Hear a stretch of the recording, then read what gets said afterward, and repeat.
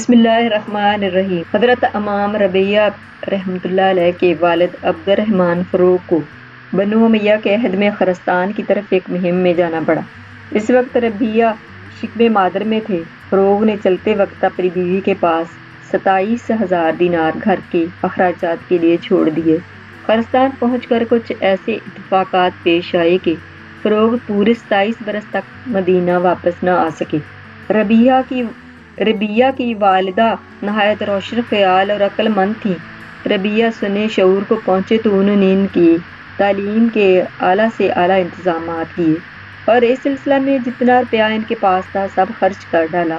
27 برس کے بعد جب فروغ مدینہ واپس آئے تو اس شان کے ساتھ گھوڑے پر سوار تھے اور ہاتھ میں ایک نیزہ تھا۔ مکان میں پہنچ کر نیزے کی نوک سے دروازہ کھٹکھٹایا۔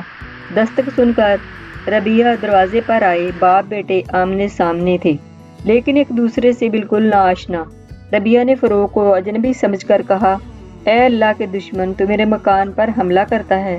فروغ بولے، نہیں، بلکہ اے اللہ کے دشمن، تو میرے حرم میں گھسا ہوا ہے۔ اسی میں بات بڑھ گئی اور نوبت یہاں تک پہنچی کہ ایک دوسرے سے دستے گریباں ہو گئے۔ اس شورغل اور ہنگامہ کی آواز سے آس پاس کے لوگ جمع ہو گئے۔ شدہ خبر امام ملک بن انس رحمۃ اللہ علیہ کو بھی پہنچ گئی۔ ربیہ اس وقت عمر کے لحاظ سے نوجوان تھے لیکن ان کے علم اور فضل کا چرچا دور دور تک پھیل گیا تھا۔ امام مالک رحمۃ اللہ علیہ سے اعمال حدیث ان کے درس میں شریک ہوتے تھے۔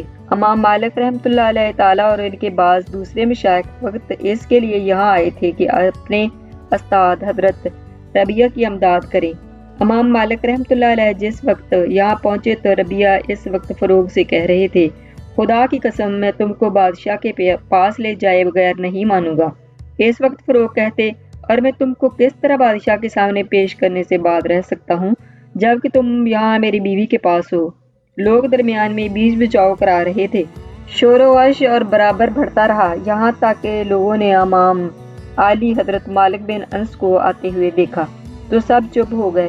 امام مالک رحمۃ اللہ علیہ تعالیٰ نے آتے ہی فروغ سے کہا، بڑے میاں، آپ کسی دوسرے گھر میں قیام کر لیجئے۔ فروغ بولے، یہ تو میرا ہی گھر ہے، میرا نام فروغ ہے اور میں فلاں کا غلام ہوں۔ حضرت ربیہ کی ماں نے اندر سے جو یہ سنا باہر نکل آئیں اور انہوں نے کہا، ہاں، یہ فروغ میرے شوہر ہیں اور یہ ربیہ میرے لڑکے ہیں۔ فروغ جب خراسان کی مہم پر جا رہے تھے، ربیہ میرے شکم میں تھے۔ اس حقیقت کے کھل جانے پر باپ بیٹے دونوں نے ایک دوسرے سے گلے مل کر خوب روئے اور فروغ گھر میں داخل ہوئے اور بیوی سے ربیہ کی طرف اشارہ کر کے پوچھا، یہ میرا بیٹا ہے؟ وہ بولی، ہاں۔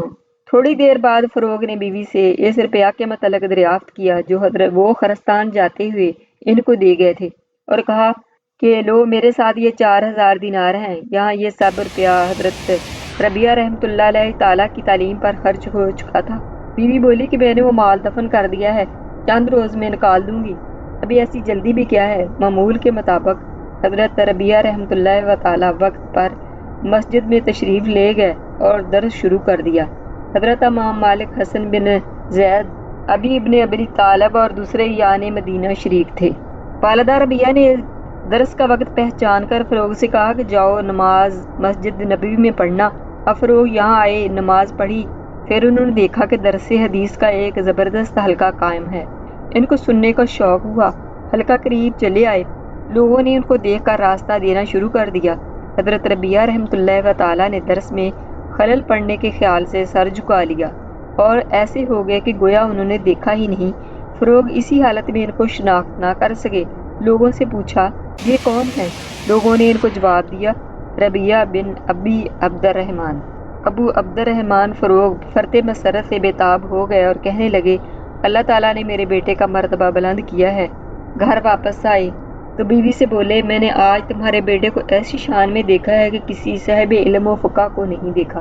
اب حضرت ربیہ رحمۃ اللہ تعالیٰ کی والدہ نے آپ کو کیا چیز زیادہ پسند ہے، وہ 27,000 دینار یا جاہ منزلت علمی؟ فروغ بولے، اللہ تعالیٰ کی قسم، یہ وجاہت زیادہ محبوب ہے۔ کہنے لگی، میں نے وہ سب روپیہ صرف کر دیا ہے۔ فروغ نے کہا، وہ روپیہ صحیح مصرف میں خرچ کیا، میں تم سے بہت خوش ہوا۔ آج کی میری ویڈیو آپ کو پسند آئی تو اسے لائک اور شیئر کریں اور سبسکرائب ضرور کر لیں تاکہ میری ہر آنے والی ویڈیو آپ کو جلد حاصل ہو سکے۔ پلیز کمنٹس بھی کیا کریں، ہم اتنی محنت کرتے ہیں لیکن آپ کی طرف سے کوئی رائے نہیں آتی۔ اللہ حافظ۔